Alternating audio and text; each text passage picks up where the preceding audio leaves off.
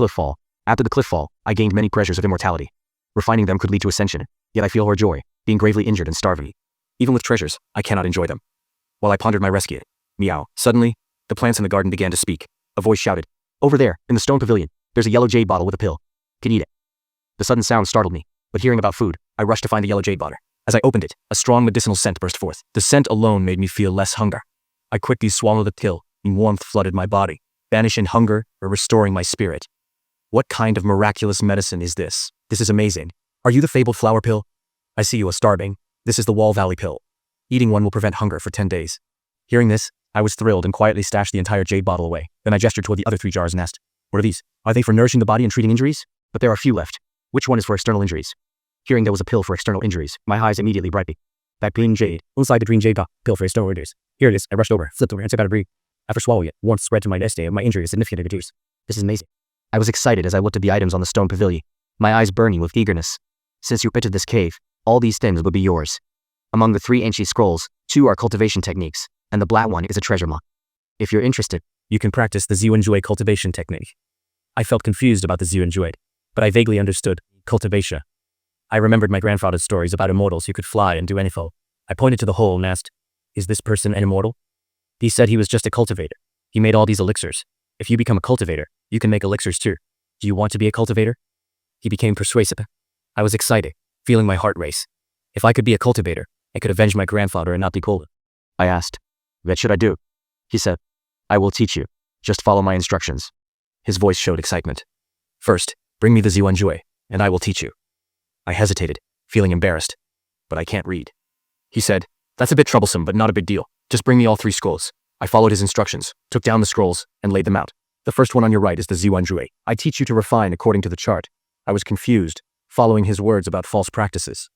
It took days to recognize my meridians and anandemic standing, and I was perplexed by the methods. I couldn't read, and never saw strange meridians. I felt curious and excited, but heavy on my shoulders. After 7 days, I ate more liver, and the flower demon spoke up, anxious. "How do you feel? Can you sense the energy?" I shook my head, feeling helpless. I still couldn't do it.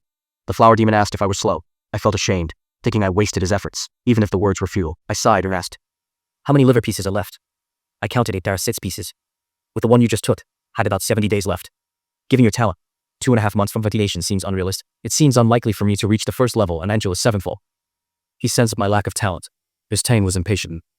I didn't speak, unsure of what to do. Suddenly, felt through. It was indifference and numbness towards my fate, and deep down, resented towards heaven's unfairness. The cave was silent, and I didn't speak again. After a long time, the flower demon spoke. "Take the fruit at the top, but remember, only one.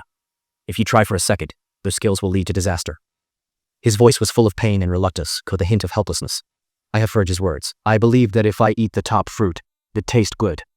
But soon, I felt unbearable pain and screamed, collapsing and convulsing, my veins feeling like they would burst. Before I fainted, I felt waves of darkness, almost passing out several times. Then I forced myself to stay conscious. After a while, the pain eased, and I began to feel more alert. I felt comfort as I noticed dirt on my body. The boy walked deeper, saying there was a river to wash. The flower spirit came to me, offering comfort. I followed to find the water. In this moment, I felt clear-headed and amazed as I found the fitting card to be landed very really. After that, I returned to the flower spirit, still in my damp clothes, and resumed my cultivation. You should find it much easier now. I returned to the flower spirit in wet clothes, continued training. Should be easier now. Flower demon spoke confidently, and I felt refining the purple garden technique was easier.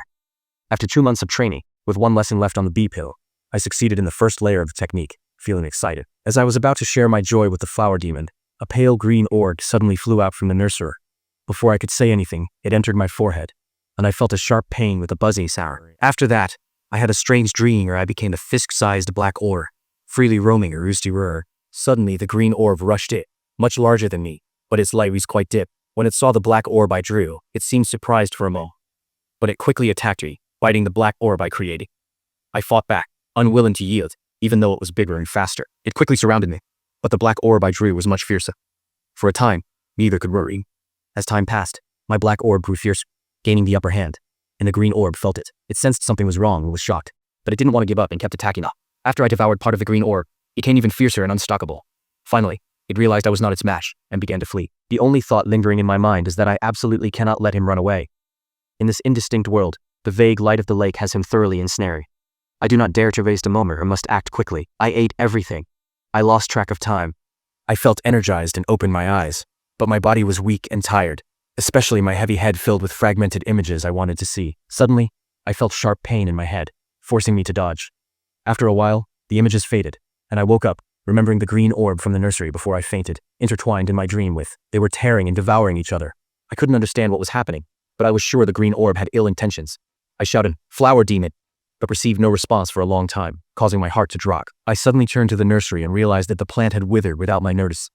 The 6 black fruits had all shriveled, leaving only dry skin, while the 7 leaves were yellow and had fallen, losing all color. I jumped up in anger, shouting repeatedly, but the cave was silent, lacking the flower demon's voice.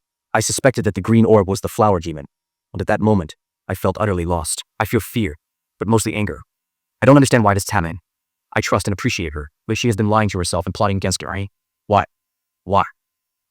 I sat on the stone bench, dazed for a while. After some time, I stood up with a cold look and started searching the cave bed filled with questions.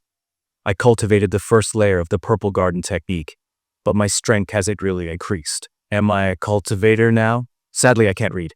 After the flower demon's death, I can't continue to cultivate. I must learn to read once I get out. I found myself in front of the skeleton and reached out to touch it. It turned to dust and disappeared, revealing a hidden compartment containing a light, flat jade stone in a palm-sized square box. I held the white jade stone for half a day, but I couldn't figure out what it was. Afterward, I opened the square box and found it was filled with embroidery images, but they didn't seem like ordinary embroidery needles. I glanced at the wilted flower before heading to the collapsed tunnel entrance. Finding no way up, I had to go back to the stone cave and follow the underground river down. The flower demon had mentioned that this river leads to a gorge, so I thought I could find a way out.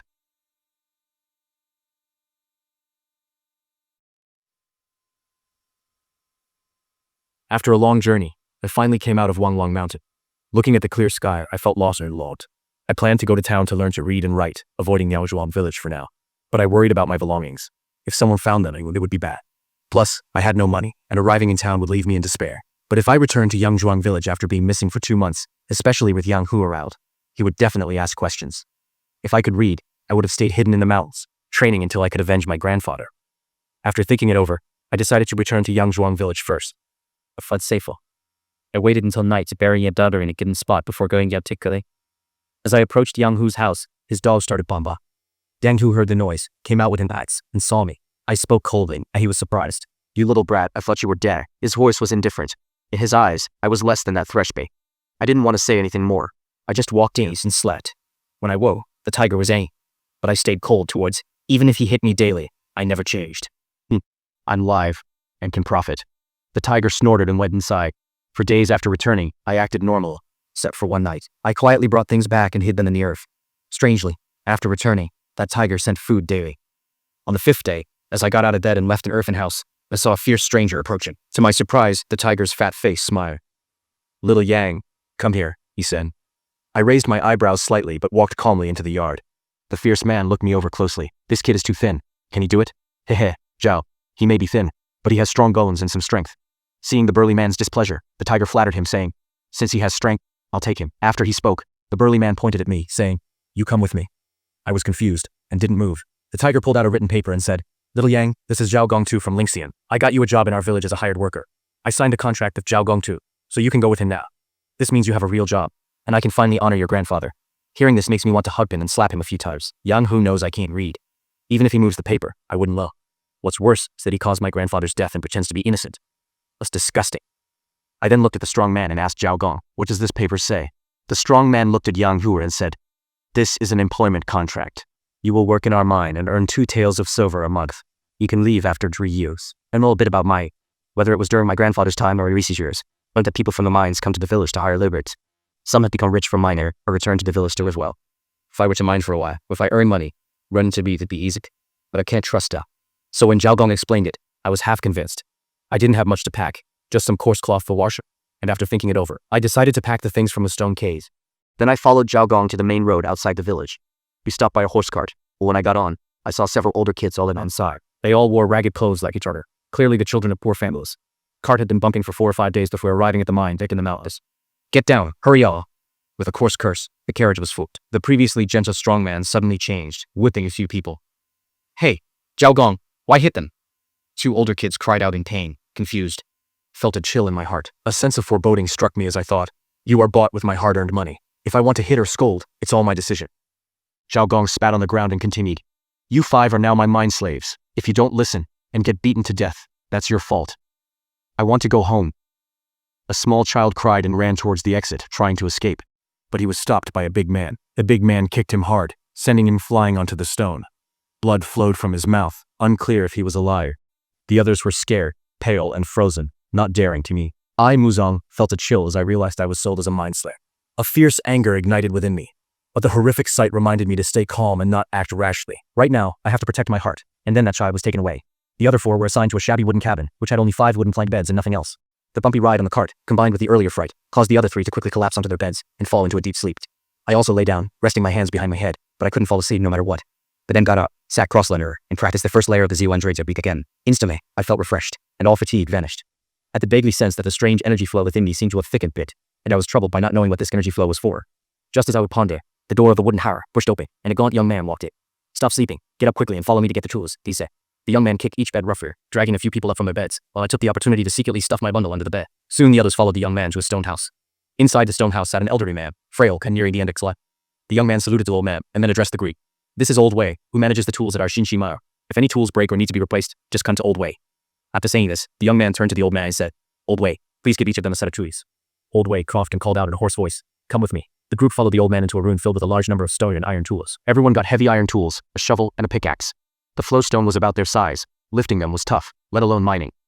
Hu Lai and Zhang Gu were both around 14 or 15, and lifting them wasn't hard. I thought I would struggle like Liu Song, but surprisingly, it was easy to lift.